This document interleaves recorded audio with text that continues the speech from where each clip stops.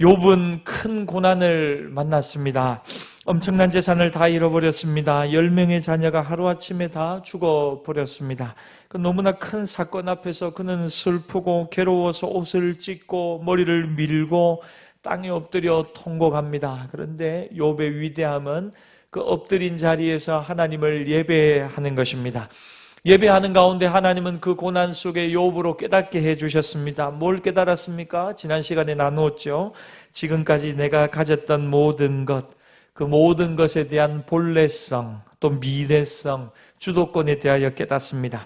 내가 알몸으로 모태에서 태어났다는 것, 원래부터 내가 이 모든 것 가지고 있지 않았다는 것, 나는 원래부터 가지고 온 것 아무것도 없었습니다. 아무것도 없었던 것, 그것이 바로 내 원래의 모습이었던 것. 그리고 하나님 앞으로 돌아갈 때도 나는 알몸으로 돌아가게 될 것입니다. 나의 미래성, 그리고 내 인생의 주도권은 하나님께 있습니다. 주신 분도 여호와시고 취하신 분도 거두신 분도 여호와 하나님이십니다. 그래서 나는 그 하나님을 찬양하겠습니다. 나는 하나님이 허락하신 동안 이 허락하신 시간 안에 많이 누릴 수 있었습니다. 그동안 많이 맡겨주셔서 풍족하게 살았습니다. 자녀도 많이 주셔서 참 자녀들로 인하여 기쁨도 많이 누렸습니다. 이제 거두어 가시니 하나님 그동안 참 감사했습니다. 이렇게 욥은 믿음의 고백으로 흔들리지 않습니다. 그러나 사탄은 계속해서 욥을 참소하고 있습니다. 하나님께서 만약 그의 몸에 손을 대신다면, 건강은 손대지 못하게 하셨는데 만약에 건강을 손대게 하신다면 분명 욥은 하나님 원망하고 떠날 것입니다. 그 말을 듣고 하나님은 그것을 사탄에게 허락하십니다. 그러자 욥의 몸에는 악창이 나기 시작합니다. 종기가 일어나기 시작합니다. 그는 마을에서 쫓겨나서 쓰레기 더미 위에서 기와로 몸을 긁으며 밤을 지새우는 아주 비참한 사람이 됩니다. 그 모습을 보면서 욥의 아내가 말하죠. 하나님을 욕하고 그만 죽어버려라고. 그런데 욥은 대답합니다. 어떻게 당신이 그런 말을 할 수 있습니까? 우리가 하나님으로부터 얼마나 많은 복을 그동안 받았습니까? 그런데 그 복을 받은 것과 마찬가지로 하나님이 때때로 어려움 주지 않을 수 있지 않습니까? 그 어려움, 축복도 받았으니 어려움 받는 것도 매 한 가지입니다. 아직 뜻은 모르지만 뭔가 의미가 있을 것입니다 하고 아내의 말을 믿음으로 이겨내는 것입니다. 그 순간 어떻습니까? 사탄이 떠나가 버립니다. 이 욥은 내가 더 이상 건드릴 수 있는 사람이 아니구나. 까닭을 넘어서는 절대의 믿음을 가진 욥을 원수마귀가 더 이상 시험하지 못할 것이라 여기고 떠나버립니다. 그래서 욥은 모든 시험에서 승리합니다. 여러분 어떤 어려운 가운데서도 입술로 하나님 원망하고 불평하지 마시기를 바랍니다. 들리는 소리에 여러분 흔들리지 마시고 날마다 믿음의 시작이시고 완성이시는 예수님 바라보고 견고한 믿음으로 욥처럼 승리하는 저와 여러분 되시기를 바랍니다. 그런데 여러분 문제는 뭐냐면 욥이 승리했습니다. 그런데 욥의 현실은 여전히 어렵더라는 겁니다. 몸은 뭡니까? 종기가 나 있고 욕창이 나 있고 환경은 여전히 말할 수 없는 고통 가운데 있더라 하는 것입니다. 신앙은 승리했습니다. 그러나 현실은 여전히 어려움 가운데 있습니다. 그럼 여러분 우리의 삶에서도 이처럼 어렵고 힘든 이들을 우리가 어떻게 위로할 수 있을 것일까? 고난당한 사람을 위로하는 방법은 무엇인가? 여러분 그것이 욥기 2장 말미에 나옵니다. 세 가지가 있는데 고난당하는 이를 위로하는 방법 2장 11절 말씀을 우리 같이 한번 읽어보도록 합시다. 시작. 그때 욥의 세 사람이 이 모든 재앙이 그에게 내렸다 함을 듣고 각각 자기 지역에서부터 이르렀으니 곧 대만 사람 엘리바스와 수아 사람 빌닷과 나아마 사람 소발이라. 그들이 욥을 위문하고 위로하려 하여 서로 약속하고 오더니 11절을 보면 고난당하는 사람을 위로하는 첫 번째 방법이 나옵니다. 그게 뭡니까? 어려운 사람을 향해 찾아가는 것입니다. 여러분 누군가를 찾아가는 것 그것은 아주 중요한 섬김입니다. 그냥 그렇구나 하고 머물러 있지 않고 그 사람을 만나러 찾아가는 것입니다. 그래서 이스라엘 격언에는 초상집에는 초대받지 않아도 가는 것이다 라는 격언이 있습니다. 여러분 어렵고 힘든 일 당한 사람 그가 초청하지 않는다 하더라도 여러분 그 사람에게로 나아가는 것, 그게 큰 위로가 된다는 것입니다. 재밌는 건요, 여러분 욥에게는 얼마나 많은 친구들이 있었겠습니까? 지인들이. 왜냐하면 욥은 동방에서 가장 큰 부자였거든요. 수많은 사람들과 교제하고 교류했습니다. 그런데 그가 다 망하고 비참한 건강 처지가 되었을 때 친구가 몇 사람이 그에게 다 찾아오고 남습니까? 딱 세 사람 남습니다. 오늘 그 세 사람의 이름이 나오죠. 엘리바스와 빌닷과 소발, 세 사람이 나옵니다. 여러분, 그게 세상 인심이고 성경은 이 세 친구, 참 어려울 때 찾아온 이 세 친구가 진정한 욥의 친구라고 불러주고 있습니다. 그들은 위로하기 위하여 욥에게 왔는데, 여러분, 위로는 다른 게 아닙니다. 뭔가 문제를 해결해 주는 게 위로가 아닙니다. 어려움 당한 이를 찾아가 주는 것, 그래서 그와 함께 있어주는 것, 그게 위로의 시작이라는 것입니다. 두 번째 방법이 12절에 나옵니다. 2장 12절. 두 번째 위로하는 방법은 무엇이냐? 마음을 같이 하는 것입니다. 다른 말로 함께 슬퍼하는 것입니다. 그들은 일제히 욥과 함께 웁니다. 그리고 같이 겉옷을 찢습니다. 12절에 보니까 티끌을 날려 자기 머리에 이 재를 뿌리는 것입니다. 마음을 같이 하는 것, 함께 해주는 것, 마음을 나눠주는 것, 그게 위로라는 것입니다. 마지막 방법이 13절에 나오는데 눈으로 보십시오. 욥의 고통을 눈으로 보니까 너무 기가 막힌 겁니다. 이 세 친구가. 그래서 어떻게 해줍니까? 한마디도 하지 않습니다. 한마디도 하지 않고 그저 곁에서 함께 있어주는 것입니다. 여러분, 섣부른 위로가 되지 않을 때가 많습니다. 도무지 위로하지 못할 것 같은 어려운 일을 만난 분들이 있습니다. 그러니까 너무 힘든 일을 당한 분들에게는요, 여러분, 말이 위로가 잘 안 됩니다. 그냥 같이 있어주면 되는 것입니다. 곁에 그냥 묵묵히 아무 말도 하지 않으면 그냥 구태여 말하려고 하지 말고 그냥 곁에 있어주는 것입니다. 같이 손을 잡아주고 같이 안아주는 것, 그게 큰 위로가 되는 거죠. 그래서 여러분, 욥의 세 친구가 그랬다는 겁니다. 멀리서 와서 다가가 줬습니다. 마음을 같이 해서 함께 울어줬죠. 그리고 아무 말도 하지 않고 일주일 동안 그와 같이 있어 준 것입니다. 욥은 이 세 명의 친구로 인해서 위로를 받았겠습니까? 안 받았겠습니까? 아무도 대답 안 하지만 여러분 TV 보면서도 대답하십시오. 받았습니다. 큰 위로를 욥이 받았습니다. 그 증거가 뭔지 압니까? 침묵하고 아무 말도 안 하던 욥이 이제부터 세 친구들과 함께 뭐 하기 시작합니까? 말하기 시작합니다.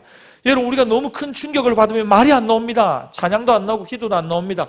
근데 뭔가 마음이 좀 풀리기 시작하면 그때부터 어떻게 됩니까? 말하기 시작하는 것입니다. 여러분, 이제 욥이 말하기 시작합니다. 그 말은 뭐냐면, 야, 이제 내 말에 공감해 줄 친구들이 곁에 있다는 거, 그 욥이 깨닫게 됐다는 겁니다.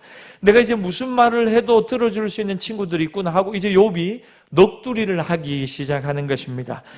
여러분, 이게 욥이 위로를 받았다고 하는 증거죠. 그래서 여러분, 오늘 우리가 읽은 3장 전체는 뭐냐면 욥이 이제부터 본격적으로 넋두리를 하는 것입니다. 넋두리를 탄식하는 것입니다. 탄식. 오늘 계속해서 반복되어진 1절부터 12절까지의 내용이 뭐냐면, 태어나지 않았다라면, 이게 오늘 우리가 읽은 본문의 주제입니다. 차라리 태어나지 않았더라면 1절부터 10절까지는 뭐냐면 태어나지 말았어야 되는데, 이런 내용입니다. 10절부터 19절까지는 뭐냐면 태어났다 하더라도 진작에 죽었어야 되는데, 이 내용입니다. 20절부터 끝까지는 뭐냐면, 3장 끝까지는 뭐냐면 지금이라도 죽는 게 좋을 텐데 하는 거죠. 한마디로 말하면, 아이고 내가 이제라도 죽겠다, 태어나지 말았다라면, 태어났더라도 이전에 죽었다라면 지금이라도 죽어야 되는데, 이제 나가 죽어야 되는데, 이런 이야기를 지금 욥이 계속 하는 것입니다. 한마디로 말하면, 아유 죽고 싶다, 나 이제 더 이상 살 소망도 없고 죽고 싶어요, 이런 말을 욥이 하는 것입니다. 여러분, 우리도 인생을 살다 보면 탄식하면서 이런 이야기 할 때가 있죠. 죽겠다, 진짜 죽겠다, 죽다 살았다, 아이고 목사님 죽겠습니다, 너무 힘듭니다, 이런 말이 나올 때가 있습니다. 우리 주변에서 그렇게 말하는 음성을 들을 때도 있습니다. 여러분, 사람들이 왜 죽고 싶다고 이야기를 할까요? 죽고 싶다고 이야기하는 세 가지 이유가 오늘 본문에 나옵니다. 첫째는 뭐냐면 현실이 너무 힘들거든요. 오늘 당한 고통이 너무 힘들면 그 고통에 눌려서 모든 게 좋은 게 아니라는 겁니다. 여러분, 너무 현실이 어렵고 힘들면요, 아무리 맛있는 걸 먹어도요, 그게 맛있는 게 아니라는 거죠. 무슨 맛인지도 모른다는 거죠. 그러니까 다 고통스러운 것으로만 보인다는 겁니다. 현실의 고통이 너무 크면 과거에 좋았던 것도 기억되지 않습니다. 은혜스러웠던 일도 다 잊어버립니다. 미래에 대한 기대와 소망도 어떻습니까? 없습니다. 현실이 너무 어려우니까. 드는 생각은 딱 하나입니다. 도망가고 싶습니다. 어떻게 생각합니까? 나오고 싶은 말이 죽고 싶다, 도망가고 싶다 하는 거죠. 아무리 사람이 고통이 커도 잠깐은 견딜 수 있습니다. 그런데 그 고통이 시간이 계속되면 견디기가 너무너무 어려운 거죠. 마치 무거운 물건을 잠깐 동안 이거 좀 들고 있으세요 하면 들고 있을 수 있습니다. 잠깐은.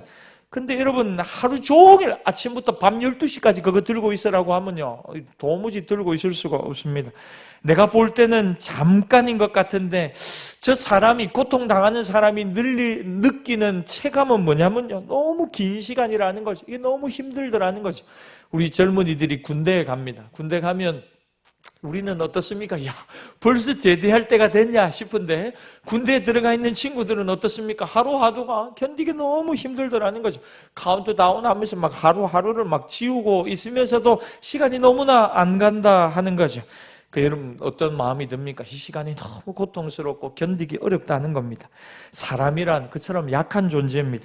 견디기가 너무 어렵고 벗어날 길은 보이지 않고, 그러면 어떻게 이야기합니까? 죽고 싶다, 죽고 싶다. 넋두리를 하는 것입니다. 그렇게 생각하는 사람들의 이면에는 뭐가 있냐면, 죽으면 이 문제에서 벗어나게 된다고 생각을 하는 것입니다. 여러분, 13절을 우리가 3장 13절을 눈으로 한번 보십시오.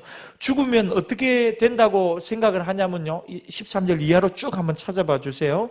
평안히 누워서 자고 쉴 수 있다고 생각을 하는 것입니다. 욥기 3장 13절에 보면, 내가 평안히 누워 자고 쉬었을 거다. 내가 죽었다면, 만약에 내가 죽음의 순간을 맞는다면 내가 이제는 평안히 눕기도 하고 쉬기도 하고 이렇게 생각을 하는 것입니다. 그러니까 여러분, 사람들이 그래서 죽음을 생각을 하는 겁니다.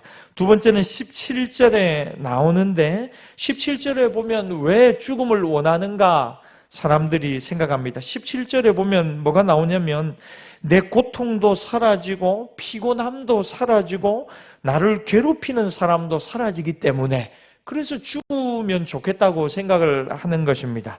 세 번째는 뭐냐면 19절인데, 19절을 또 여러분 한번 눈으로 보시면, 거기서는 작은 자와 큰 자가 함께 있고 종이 상전에게서 놓이느니라, 그렇게 이야기합니다. 그러니까 주인이나 종이나 다 같은 운명, 공평하더라는 겁니다. 죽으면 살아가는 이 땅은 불공평함으로 가득 차 있는데, 죽고 나면 그런 거 아무것도 없이 공평해진다는 거죠. 세 가지 이유. 죽으면 편하게 쉴 수 있고, 죽으면 나 괴롭히는 사람이나 내가 고통받는 문제도 없어지고, 셋째로 모두가 똑같아지니까 죽었으면 좋겠다, 그런 생각을 할 수 있다는 거죠. 그럼 여러분, 이게 맞는 말입니까? 죽으면 정말 이렇게 편해지고 쉴 수 있고 공평해지고 모든 문제가 없어지고 괴롭히는 사람도 없어지는 것입니까?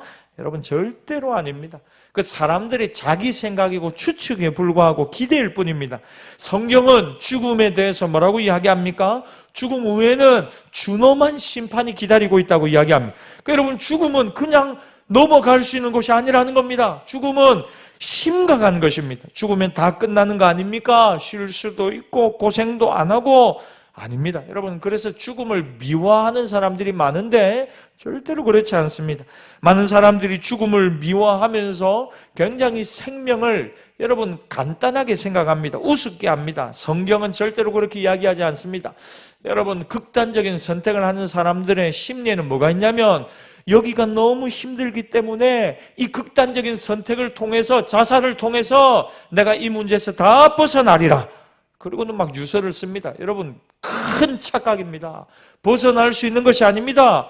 이 땅에서의 어떤 문제보다 더 심각한 문제가 하나님의 심판이 그를 기다리고 있다는 것입니다. 여러분, 죽기를 바라는 마음, 궁극적으로 사탄이 주는 마음입니다. 하나님이 주는 마음이 아닙니다.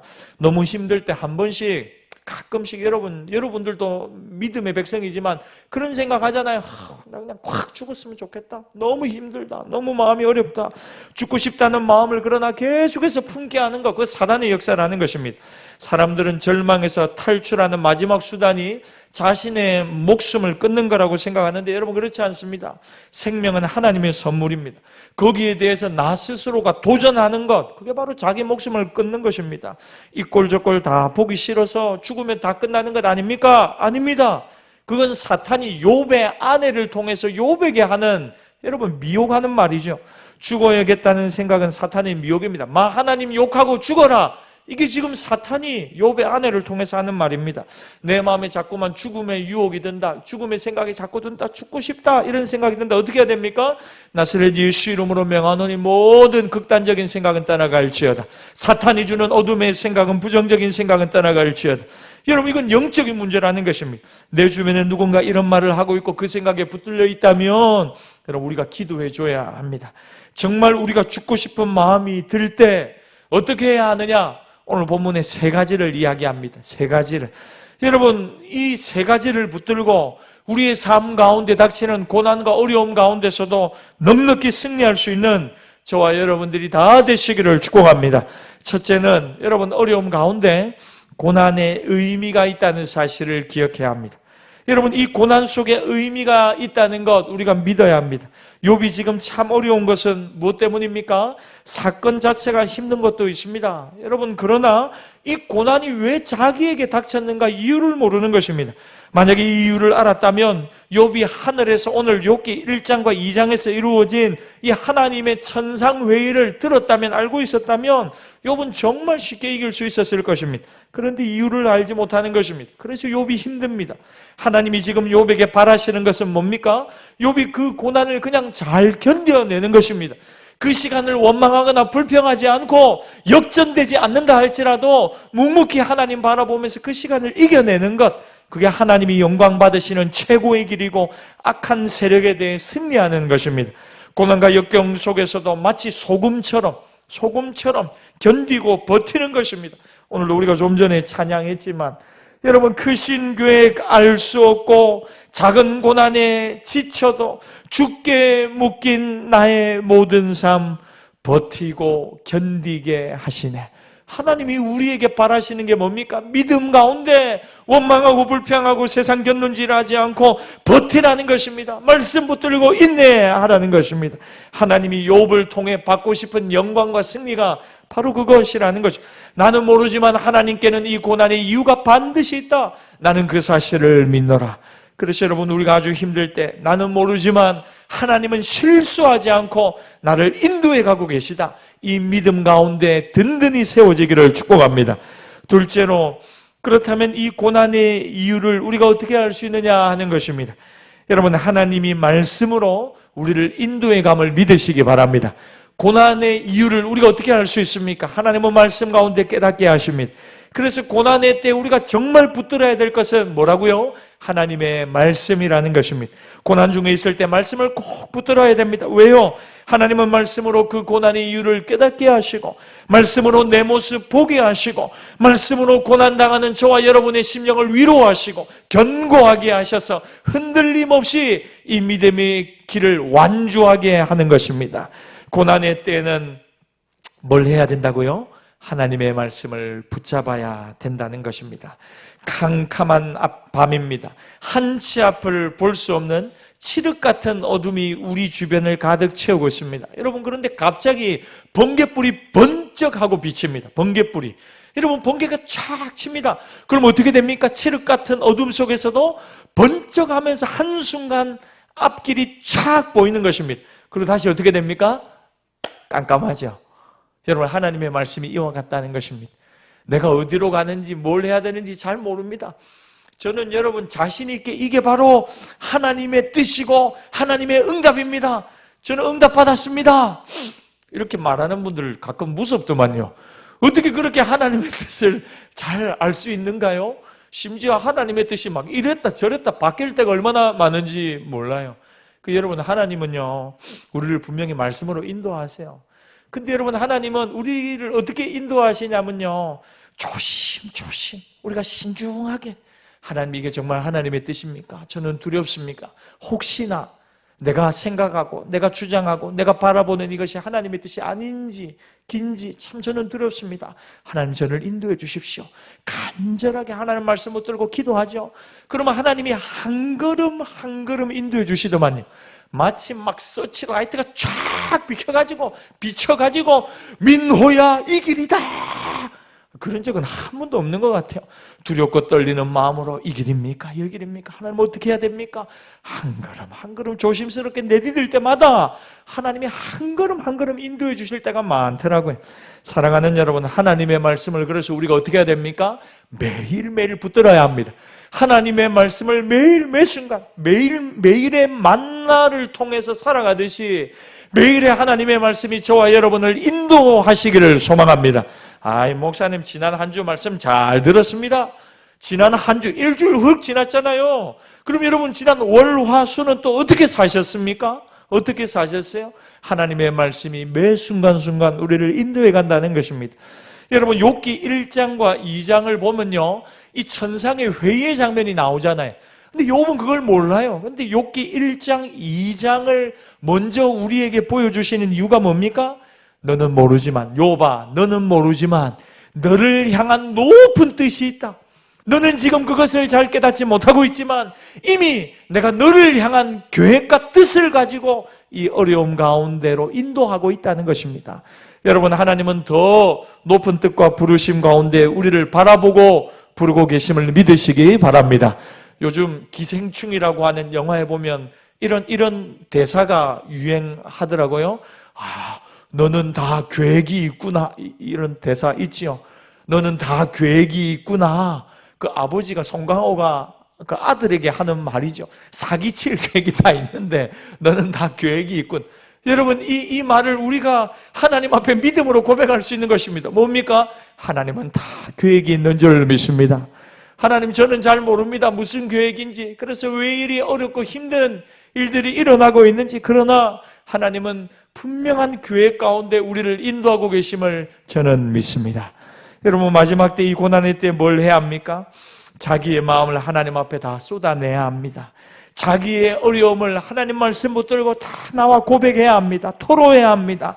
힘들고 어려울 때 여러분, 사람 앞에 가서 여러분의 마음을 토로하고 원망하고 불평하지 말고 하나님 앞에 다 쏟아놓는 저와 여러분들이 다 되시기를 바랍니다. 이제 여러분 11절과 12절을 한번 보십시오. 눈으로 한번 보십시오. 3장 11절 12절 반복되는 단어가 여러분 계속 나옵니다. 반복되는 단어가. 여러분 한번 동그라미를 한번 쳐보세요. 11절과 12절에 보면 어떤 단어가 반복됩니까? 어찌하여 4번이나 나옵니다. 어찌하여. 여러분, 어찌하여가 뭡니까? 하나님 이유가 뭡니까? 이 말이죠. 탄식하는 것입니다. 고통 가운데 하나님 왜, 우리말로 하면 왜, 어찌하여, 이걸 4번이나 반복하는 겁니다.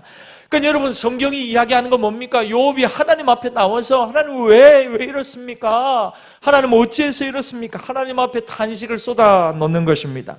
여러분, 하나님 앞에 나와서 탄식하는 것은 죄가 아닙니다. 시편을 보십시오. 탄식시가 있습니다. 많습니다. 어째서 하나님 악인이 이처럼 활개를 치는 것입니까? 하나님 어째서 내가 이 무덤에 내려가는 자처럼 되어버렸습니까? 하나님 일어나 주십시오 하고는 막 탄식합니다. 이유를 묻습니다. 시편에 보면 그 마지막에는 어떻게 되는 줄 압니까? 하나님 앞에 탄식을 쏟아내다가 마지막에는 내가 소망의 하나님을 찬양하겠습니다. 그러면서 전환되는 것입니다. 탄식하다가 결국 그 탄식이 물러가게 되고 새로운 소망이 일어나게 되는 것입니다. 여러분, 어려움 가운데, 고난 가운데, 환난 가운데 하나님과 연결되고 접속되는 저와 여러분 되시기를 바랍니다. 하나님 앞에 나와 탄식하고 하나님 앞에 나와서 우리의 마음을 쏟아놓으면 하나님으로부터 새로운 소망이 이어지는 것입니다. 그래서 오늘 본문에서 어찌하여 4번이나 말하며 탄식합니다. 그리고 그 탄식의 결론은 뭐냐? 17절부터 19절까지를 보면, 여러분 눈으로 한번 보세요. 17절부터 19절까지를 보면 또 반복되는 단어가 있습니다. 계속해서 뭡니까? 거기서는 거기 이것도 4번 반복됩니다. 어찌하여 4번 하다가 17절부터는 뭐라고 하냐면 거기서는 4번을 반복합니다. 어찌하여로 시작했습니다. 질문하고 탄식하고 한탄합니다. 그렇게 하나님 앞에 자기 안에 있는 부정적인 마음, 어렵고 힘든 생각들 다 쏟아냅니다. 그럼 내 안에 있던 어두움은 빠져나가고 이제는 어떻게 된다고요? 거기가 보인다는 겁니다. 이제는 거기가 하나님이 보인다는 거죠. 하나님이 계신 예루살렘이 보인다는 것입니다. 미래의 기대와 소망을 향한 내 눈이 영안이 열리기 시작하고 믿음의 시선이 회복되기 시작하는 것입니다. 여러분, 믿는 사람도 안 믿는 사람도 똑같이 고난 당합니다. 지금도 그렇죠. 똑같은 어려움을 당하고 있습니다. 다 어렵습니다. 여러분, 경제적인 어려움도 있고 건강에 대한 어려움도 있습니다. 그러나 똑같이 힘들고 병들고 원망하고 탄식할 수 있습니다. 그러나 믿는 사람은 뭐가 다를까요? 첫째는 고난의 의미가 있다는 것을 압니다. 그러니까 여러분, 세상 사람들은 고난 당하면 원망하고 불평하고 화내고 분노합니다.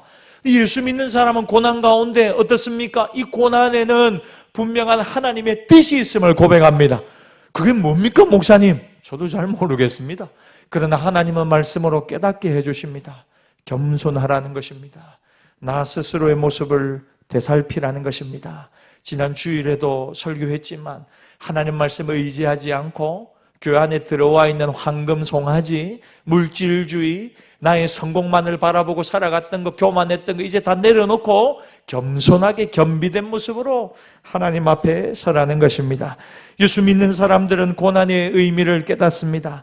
나보다 나를 더 잘 아시는 하나님, 나보다 나를 더 사랑하시는 하나님의 손에 이 고난이 있다는 것 고백하고 믿습니다. 여러분, 이것이 엄청난 힘입니다. 능력입니다. 그리고 그 고난 속에 하나님이 주시는 말씀을 붙들면 하나님의 말씀이 우리를 위로합니다. 흔들리지 않게 합니다. 믿음의 길을 걸어가게 합니다. 견뎌낼 힘을 공급해 주는 것입니다. 그리고 하나님 앞에 나와 탄식하고 울부짖고 하나님 앞에 눈물 흘리는 가운데 시야가 열립니다. 하나님의 나라가 보입니다. 또 하나님이 계신 곳이 사모됩니다. 그리고 그곳이 있음을 알기 때문에 이 고난 속에서도 흔들리지 않고 미래를 향해 다시 걸어가게 되는 것입니다. 여러분, 어렵고 힘든 상황 속에, 환경 속에 극단적인 생각을 하는 분들이 있습니다. 입술로 참 죽고 싶다, 참 죽겠다, 어렵다, 힘들다 고백하는 분들이 있습니다. 예수 믿는 분들 중에도 그런 분들이 있습니다. 그런데 오늘 말씀을 들으면서 우리의 입술이 변화되기를 바랍니다. 우리의 눈이 어찌하여에서부터 시작했지만 결국에는 하나님을 바라볼 수 있는 믿음의 영안이 열리시기를 축원합니다. 여러분, 다시 한번 말씀을 의지하고 말씀 붙들어 이 믿음의 길을 경주하는, 고난에도 의미가 있음을 깨닫고 고난 중에 하나님의 말씀 더욱 붙들고 하나님 앞에 나와 우리의 마음을 쏟아내어 다시 한번 하늘의 소망 가지고 승리하는 저와 여러분 되시기를 주의 이름으로 축복합니다.